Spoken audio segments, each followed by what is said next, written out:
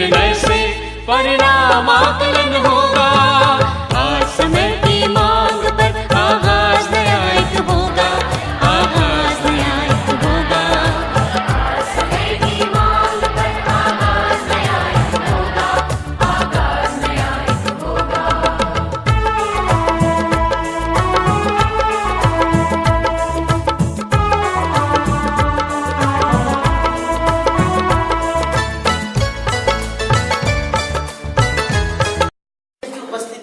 शिक्षक की उपस्थिति संबंध में मेरा ये कहना चाहूंगा कि जब पाठ्य योजना तैयार करते हैं तो किसी शिक्षक के निर्देश में हम पाठ्य योजना तैयार करें, वो हमें बताएं कि पाठ को कैसे तैयार करना है और किस टाइप से होना चाहिए, हमारे पाठ में कोई त्रुटि तो नहीं हुई है। और उसके बाद जब हम लेसन देने के लिए जाते हैं कक्षा में, तो वहां पर भी शिक्षक की उपस्थिति होना बहुत जरूरी है।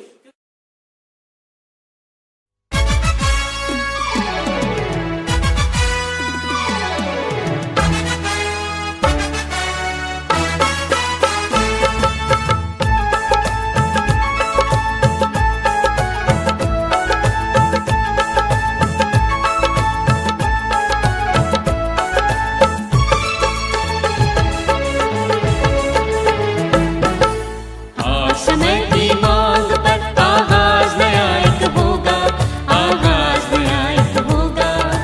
आज समय की मांग पर आगाज नया एक होगा, आगाज नया एक होगा। निरंतर योग्यता के भाई बंदर इतने क्यों आकर हो? उसने कहा तुम जैसा को तुम्हें जेब में रखता हूँ, चल हट मेरे रास्ते से। फिर उसने जब शेर ने देखा कि दोनों आपस में झगड़ रहे हैं, तो बोला आप झगड़ क्यों रहे भाई? तो बोले देखो बंदर कितना आकर रहा है। तो बोले हाँ हाँ मैं तुम शेर को, बोला हाँ मैं तुम जैसे को तो मेरे जेब में रखता हूँ। बोले दिखाओ मेरे को। निरंतर योग्यता के निर्णय से परिणाम आकलन होगा। आज समय की मांग पर आगाज नया एक होगा, आगाज नया एक होगा। आज समय की मांग पर आगाज नया एक होगा, आगाज नया एक होगा।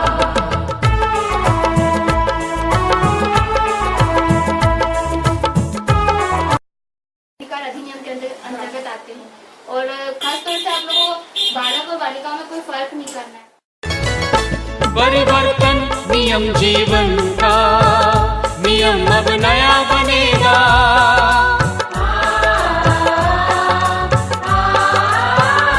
परिवर्तन नियम जीवन का, नियम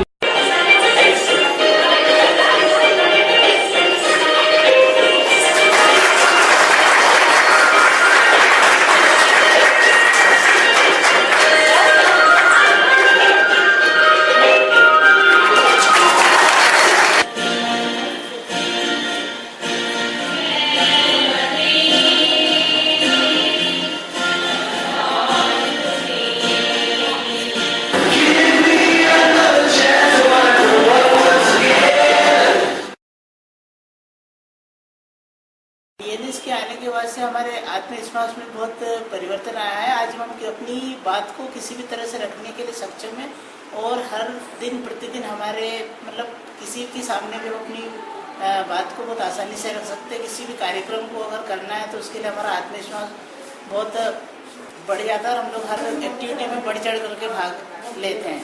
जो डीएनएस प्रोग्राम यहाँ पर आया उससे हम लोगों में बहुत इम्प्रूवमेंट हुआ है और डीएनएस के द्वारा जो बहुत सारे प्रोग्राम होते हैं IST, SPS, building cleaning action और अभी नेशनल परेड भी है, तो नेशनल परेड में जाएंगे तो हम लोगों को वहाँ पे बहुत सारा कुछ देखने को मिलेगा, जानने को मिलेगा कि कैसे क्या करते हैं, कैसा रहना है, कैसा जानना है और वहाँ पे क्या एक्टिविटी होती है, उन लोगों का कैसा वातावरण है, वो लोग कैसे रहते हैं और बहुत सारी ऐसी चीजें हैं जिसके द्वारा डीएनएस के द्वारा हम लोगों ने बहुत सारा सीखा। हम लोगों ने कभी जो न्यू टेक्नोलॉजी है कि कैसे पढ़ना है ग्रुप फॉर्मेशन के द्वारा और कैसे प्रेजेंटेशन देना है, डेमो देना है, हम लोगों को बहुत हेजिटेशन था, हम लोग बोल नहीं पाते थे, स्टेज फेयर नहीं कर पाते थे। तो अभी जो हमारा जो हेजिटेशन है वो दूर हो गया। कंप्यूटर, इंग्लिश, तरह तरह की चीज़ों का हमें ज्ञान हुआ है। यहाँ पर आके काफ़ी कुछ सीखा है हमने डीएनएस प्रोग्राम में। और सबसे बड़ी बात यह है कि जो शिक्षक और स्टूडेंट की जो दूरी थी वो बिल्कुल यहाँ पे कम हो गई है। हमें पता नहीं चलता है कि कौन टीचर है, कौन स्टूडेंट है, बिल्कुल एक फ्रेंड की तरह यहाँ का माहौल है। हम अपनी हर प्रॉब्लम बता सकते हैं, हर समस्या का निराकरण हो जाता है और डीएनएस प्रोग्राम हमें बहुत पसंद है। गतिविधियाँ होती है, जैसे बेस्ट से वेस्ट को बनाते हैं, तो ये कुछ हमारे द्वारा बनाई गई है। जो बेस्ट मतलब जो वेस्ट है इससे हमने बेस्ट बनाया है यही, और बाकी TLM का उपयोग ये किया गया है। इससे हम बच्चों को बहुत अच्छी तरीके से पढ़ा सकते हैं। ये TLM बनाया गया है जिससे बच्चे आसानी से रुचिपूर्ण लेकर अध्ययन करेंगे, और साथ ही सभी व्यक्ति का हर फील्ड में विकास हुआ। जैसे SPS होता है, उसमें भाषण प्रतियोगिता रहती है, डांसिंग का रहता है, विभिन्न प्रकार की जो प्रतियोगिता होती है उससे सभी का बहुत विकास होता है। डीएनएस में ऐसे कई सारी चीजें हैं जो मैं बोल सकती हूँ कि हाँ वो मेरी लाइफ को personally as well as a teacher के रूप में भी बहुत इम्प्रूव कर रही है। अगर मैं शुरुआत करूँ तो मैं सबसे पहले SPS को लेना चाहूंगी। SPS न सिर्फ मेरे हेजिटेशन को दूर कर रहा है, साथ में मुझे लोगों के सामने अपने आप को प्रेजेंट करने का, स्पेशली ऑन द स्टेज अपने आप को प्रेजेंट करने का मौका दे रहा है, जिसमें मेरा जो हेजिटेशन है और एक स्टेज फियर जो था वो कई माध्यम से दूर हुआ है, जैसे हम नाटक के माध्यम से, कविता आदि के माध्यम से। और इसका एक इफेक्ट ये रहा है कि मुझ में जो टैलेंट था, जो मैं कहीं ना कहीं छुपा के रखा था या उसमें कुछ इम्प्रूवमेंट न था, वो टैलेंट मैं लोगों के सामने प्रस्तुत कर रही हूँ और उसको डे बाय डे इम्प्रूव कर रही हूँ। डीएनएस के माध्यम से हम जो है ग्रुप में सीखना और ग्रुप में बैठने में जो है हमें बहुत सारे लाभ हुए। जैसे कि हम ग्रुप में जब से पढ़ाई करने लगे हैं तो एक दूसरे के विचार समझने में मतलब मदद मिलती है। एक दूसरे को जो है एजुकेशन दूर होती है और एक दूसरे के मतलब जो है भावना को समझने का और अपने विचार रखने का मौका मिलता है। मतलब अभी 2 महीने की अवधि में हमें जो सीखना मिला, ऐसा लग रहा है कि अभी 2 साल पढ़े हैं, पता नहीं और कितना परिपूर्ण हो जाए। बहुत अच्छा प्रोग्राम डीएनएस। ह्यूमना पीपल टू पीपल के अंतर्गत डीएनएस कार्यक्रम होगा और वो जो D.ED के रेगुलर स्टूडेंट्स हैं उनके साथ कार्य करेंगे और बाल केंद्रित स्वरूप में शिक्षण कार्य होगा, अर्थात छात्रों को स्वयं करने के, स्वयं सीखने के काफ़ी अवसर देंगे। समूह में कार्य होगा। तो लगता था कि ये छोटे बच्चों के साथ तो संभव है, लेकिन इन छात्राध्यापकों के साथ जो कि स्वयं शिक्षक है उनके साथ कैसे हो पाएगा, और डाइट का जो हमारा नियमित पाठ्यक्रम है वो कैसे पूरा होगा। पर आज हम ये स्वीकार करने की स्थिति में है कि ऐसा कर पाना संभव है।